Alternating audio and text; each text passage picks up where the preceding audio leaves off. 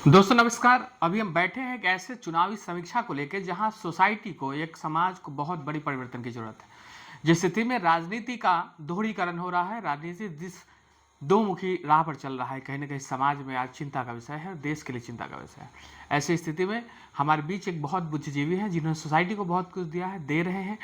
तो हम ये समीक्षा करने का प्रयास करेंगे कि जो समाज की जो गतिविधियां हैं और जो राजनीतिकरण है उसमें क्या कुछ बदलाव होने चाहिए। सर नमस्कार। नमस्कार। सर अगर हम बात करें तो ये पूरा जो है, अगर हम बात करें डायरेक्ट या इनडायरेक्ट बात करें सर, तो सोसाइटी और राजनीति का एक ऐसा संगम है जैसे इंसान और आत्मा का संगम होता है। अगर हम चाहें ना चाहें लेकिन हमें उनमें इन्वॉल्व होना ही पड़ता है सर।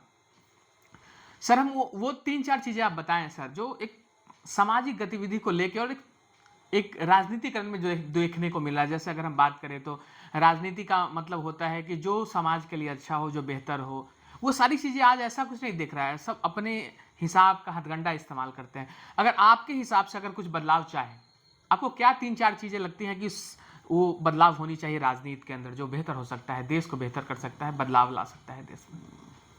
ओके, बहुत बढ़िया सवाल है आपका। तो मेरे हिसाब से सबसे पहला चीज़ होना चाहिए कि जितने भी हमारे राजनेता हैं, चाहे वो विजयी हों या वो असफल हो गए हों चुनाव में, कोई भी हो हमारे देश के, पंचायत स्तर से लेकर केंद्र तक में, उनको सबको अपनी अपनी भाषा पर सबसे पहले नियंत्रण रखना चाहिए कि आवेश में आकर आप कुछ भी ना बोलें, चाहे आप किसी भी पार्टी के हों। क्योंकि आप जब कैमरे के सामने या देश के सामने, राज्य के सामने जब बोलते हैं तो आपकी उन बातों को पूरा देश सुनता है उसमें। और देश में युवा भी हैं, शिक्षित भी हैं, अशिक्षित भी हैं। आप जो भी बातों को बोलते हैं उसको शिक्षित वर्ग तो विश्लेषण करता ही है। और आप बड़े से बड़े पद पर हों, यदि आपकी भाषा सही नहीं है बोलने की, तो फिर चाहे कर आप क्या रहे हैं चुनावी आप? दौरे पर रहें, तो ऐसा नहीं होना चाहिए। राजनीति के बारे में आपने अच्छा कहा कि अच्छे समाज के निर्माण के लिए होना चाहिए, लेकिन ऐसा ना हो कि राज करने की नीति, कि वैसा नीति लें जिससे केवल राज करे। तो इससे निश्चित रूप से कहीं ना कहीं नुकसान तो सभी का होगा। सर एक बहुत ठीक है। अच्छा एग्जाम्पल आपने दिया सर बातों की। अगर हम बात करें, हाँ। जब लोकसभा चलते रहता है, विधानसभा जब चलते रहता है, और उसमें एक ऐसा बेतुकापन देखने को मिलता है, जब अगर हम लोग टीवी में बैठे रहते हो, हम क्या समझाना चाहते हैं सोसाइटी को, क्या मैसेज दे रहे हैं। जबकि अगर डिबेट की बात करें तो बात होता है ना कि हम एक एनालिसिस पे बात करेंगे, एक मुद्दे पे बात करेंगे, एक रिसर्च बेस पे बात करेंगे। हमारे ये रिसर्च था, पिछले 10 सालों में ये रिसर्च था, अभी ये रिसर्च है, तो हम कहीं ना कहीं डेवलप कर रहे हैं बात। लेकिन विधानसभा लोकसभा में जब होता है, सत्र जब चलते रहता है, ऐसी स्थिति में इतना सर अजीब दृश्य देखने को मिलता है कि अगर हम बात करें तो हमारे बच्चे क्या सीखेंगे। अगर वो दिखा दिया जाए तो बोलेंगे ये हमारे जिम्मेवार हैं, हमारे देश के जिम्मेवार लोग हैं जो ऐसे कर रहे हैं बेतुका। तो एक बहुत वाजिब बात आपने बताया कि जो हमारा बात है उस पर लगाम होना चाहिए, हम क्या बोल रहे हैं, कैसे बोल रहे हैं, इन पैटर्न को फॉलो करना चाहिए। सर दूसरा बात, जो आप बदलाव चाहते हैं, जैसे अगर हम बात करें सर शिक्षा को लेकर हम बात कर सकते हैं कि हमारा जो कॉलेज वगैरह है, जो हम जैसे चाइना और जापान की बात करें सर, वो तो सब लोग भारत से ही लेके गए हैं, लेकिन आज पैटर्न उन्होंने बदला है। जैसे हम क्या है कि बच्चे पर शुरू से प्रेशर दे देते हैं, टेक्निकल चीज़ों का हम इस्तेमाल नहीं करते, और शुरू से बच्चों के अंदर वो चीज़ें हम नहीं दे पाते जो हमें देना चाहिए। तो इसको लेके आप क्या कहना चाहेंगे कि क्या कुछ परिवर्तन होने चाहिए? देखिए, परिवर्तन में तो काफ़ी सारी चीज़ें हैं जो बदलनी चाहिए, बहुत ऐसी चीज़ें हैं। मूल आधार पे जो हाँ, बेसिक बेसिक चीज़ें, फंडामेंटल चीज़ें हो। बेसिक चीज़ें हम लोग की क्या है, रोटी कपड़ा मकान सबसे पहले आता है। रोटी कपड़ा मकान के बाद शिक्षा है, स्वास्थ्य है, बिजली है, सड़क है। यही मूल चीज़ें हैं ना लोगों के लिए। तो इन चीज़ों पर सबसे ज़्यादा वर्क होना चाहिए। अब वर्क अभी सुनते होंगे कहीं कहीं कि पुल बना तुरंत गिर गया, सड़कें बनी तुरंत टूट गई, बिजली की तार अभी हाजीपुर में भी आपने सुने होंगे आपने कि बिजली की वजह से, है ना, एक दो लोगों की डेथ हो गई।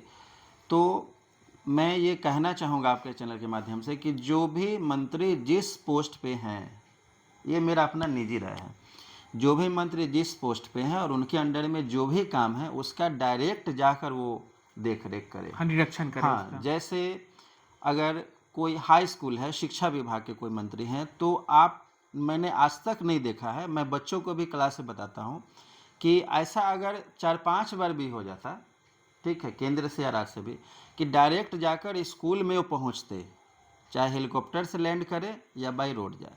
अगर डायरेक्ट जाकर स्कूल में वो तुरंत वेरिफिकेशन करे, इंस्पेक्शन करे इसका कि भाई हेडमास्टर क्या कर रहे हैं, टीचर क्या कर रहे हैं, बच्चे क्या कर रहे हैं, और उस पर एक्शन होता, क्विक एक्शन होता।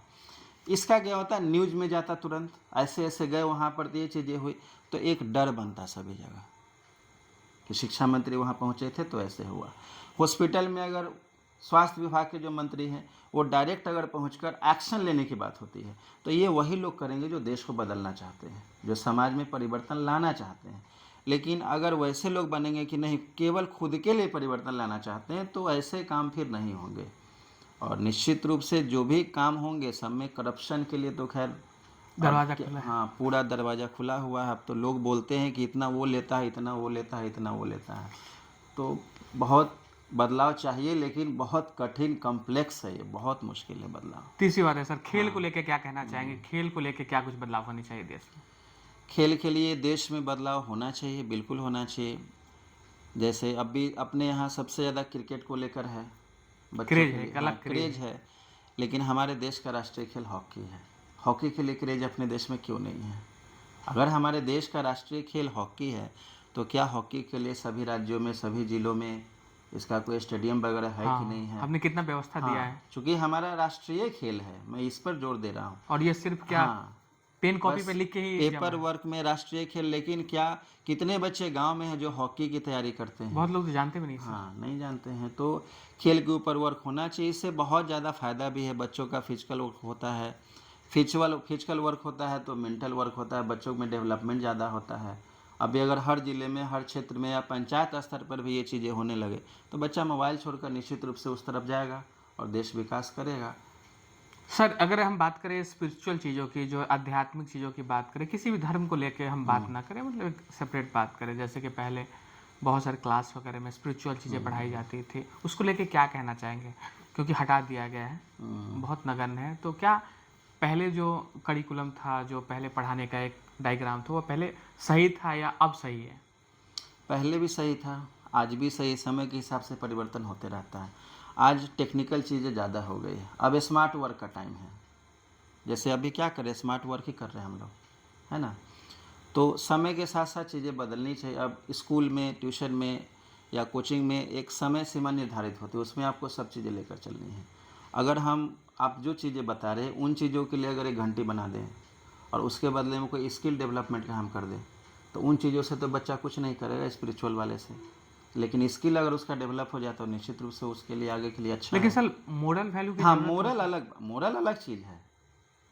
आप मोरल अलग चीज़ है। तो स्पिरिचुअल से ही उसको कनेक्ट करते हैं, मोरल को। हाँ ठीक है, मोरल चीज़ें तो रहनी चाहिए, ये तो स्कूल को देना है। जो मैं मानता हूँ कि स्कूल में शिक्षा के साथ साथ संस्कार और व्यवहार भी देना है बच्चे को, ये अनिवार्य है।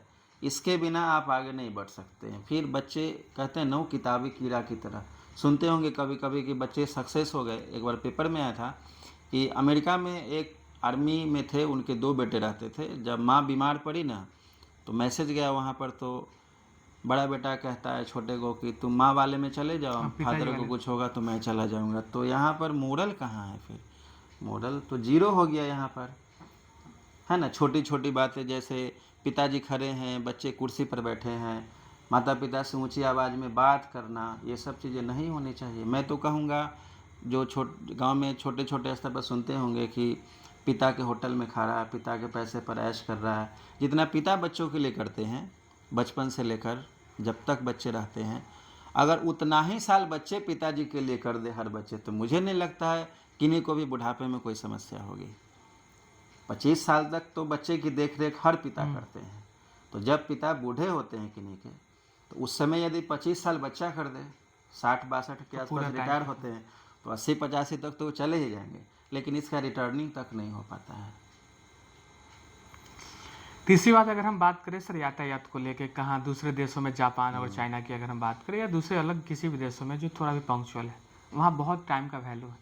यहाँ ऐसा होता है कि ट्रेन सर 20-20 घंटे लेट होती है। इसको लेके क्या कहना चाहिए? तो यातायात ओवरऑल आप पूछ रहे हैं, केवल ट्रेन का पूछ रहे हैं? हाँ, बेसिक हमने एक उदाहरण दिया। तो यातायात के लिए हम लोग भी जाते हैं, हाजीपुर पटना जाते हैं, जाम वगैरह की जो समस्या है या जो भी परेशानी उसमें होती है, हम चाह रहे हैं कि हम सीधे निकल जाएं।